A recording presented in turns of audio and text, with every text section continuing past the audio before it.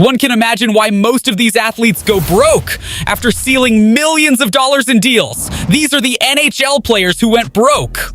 I guess you would be wondering why this happens all the time. I mean, one of these players spent the whole of his money on women and was left with nothing. Let's see how this happened. I don't seem to understand this player. His story is so pathetic. During his NHL career, McCarty declared bankruptcy. Is that even possible to imagine? A man with millions of dollars who is now poorer compared to an average person? He claimed that the lockout was the cause of the filing while he was a member of the Calgary Flames. But really? Doubting, to put it nicely. It seems that he received fines totaling more than $6 million for infractions over his tenure. He is currently an advocate for the legalization of marijuana. He claims that using cannabis enabled him to kick his booze habit. I will not blame this guy at number 18 because he was trying to make his life better, but fell into the wrong hands. Len Barry orchestrated the terrible investment that Ray Whitney made. This scam cost 18 NFL stars their fortunes, and the left winger lost a staggering $3 million in all.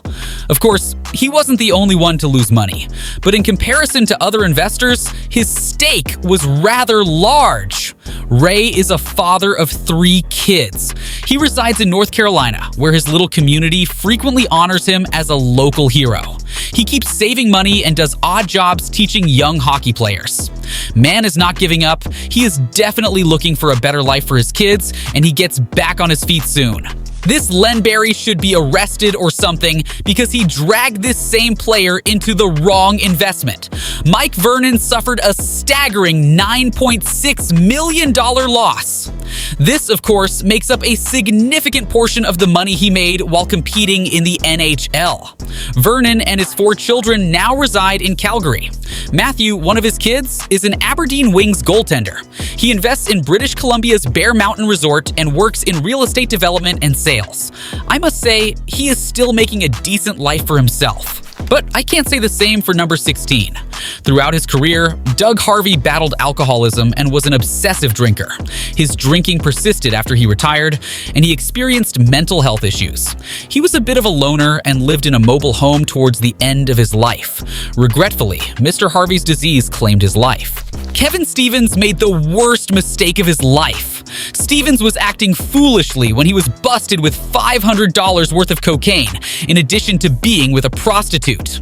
In addition to pulling off this act, he was married and had kids at the time. I'm really sorry for his wife and kids. They had to have endured a great deal to deal with his errors. It's possible that Stevens took care of so many people that he neglected his own needs. In 2002, he announced his retirement. Kevin Stevens was accused of intending to sell oxycodone after he was unable to get his act together. Well, his attitude cannot be compared to this guy at number 14. Derek Sanderson wasted all of his NHL riches on women, drugs, and other foolish pursuits. After retirement, he was left penniless. Because of the issues he caused, Sanderson was compelled to pay a large sum of money to his lawyer. It should be mentioned that he lost almost all of the almost $3 million he made during his career. Interestingly, he now counsels athletes on money matters. I suppose he grew up, accepted responsibility for his actions, and is now educating others about his errors.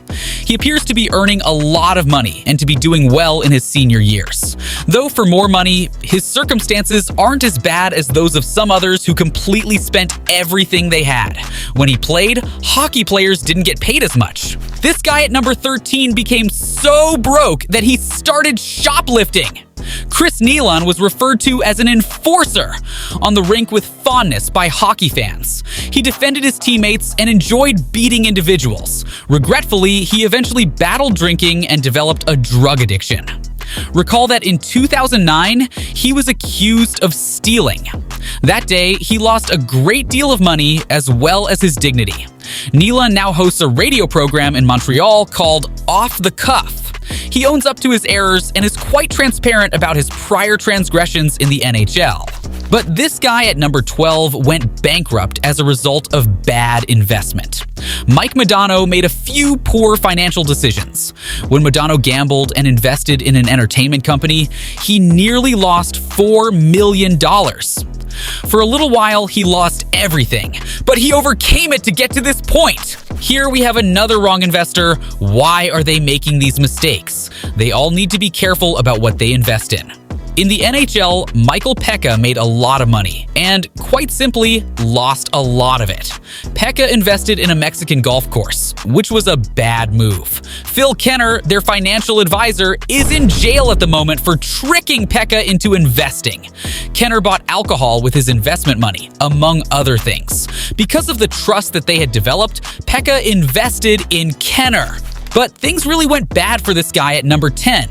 Theo Fleury repeatedly broke the NHL's substance code of conduct. He drank a lot of beer and used drugs. In addition, he gambled a lot and lost a lot of money. Fleury lost a significant amount of the money he made in the NHL due to several financial difficulties. Fleury's problems began when he was a young hockey player, and his coach, Graham James, sexually assaulted him. I don't understand why this guy in number 9 is so violent. Take a look at this. Slava Voinov has always been rather aggressive and was arrested for domestic abuse. He was apparently quite violent with his wife and choked her. Voinov was wealthy, but he threw it all away when he made the decision to harm a family member. Voinov is back on the ice today, although it took him some time to get back there. After entering a not guilty plea to the domestic abuse allegations, he was only sentenced to 90 days in prison. After being held by the U.S. Immigration Department, he was freed. Another person who fell prey to Phil Kenner's deceit was Brian Berard. Berard lost more than $6 million on investments while assisting the FBI in obtaining Kenner. Tommy Constantine, Kenner's business partner, and Kenner were operating very dishonestly. This player at number 7 suffered the same fate as Brian. One of the hockey game's legends is Bobby Orr. Orr was almost bankrupt due to the influence of his dishonest sports agent, Alan Eagleson. He owed thousands to the government and was deeply in debt. What do you think about all these as we go into number 6? This video's recurring topic is players making bad financial decisions. With the former Red Wing, it was the situation. Fedorov had about $60 million stolen. Fedorov was compelled to join the KHL in an attempt to recoup some of his losses. Numerous homes had to be sold by Fedorov, and others had to be foreclosed on.